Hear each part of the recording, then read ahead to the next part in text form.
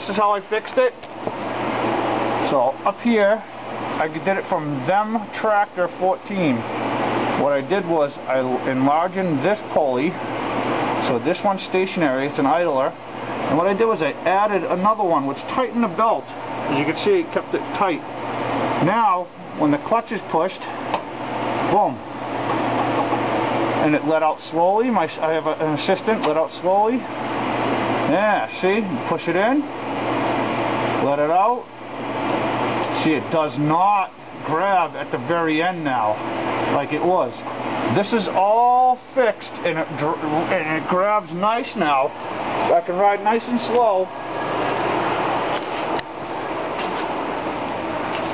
That's the kid that fixed it. Right there. There's a screen name. I don't know if you can see it. Nope. What I'm going to do is I'm going to go back. There it is. On YouTube.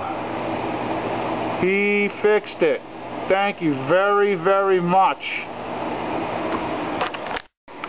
This is the tractor with the clutch.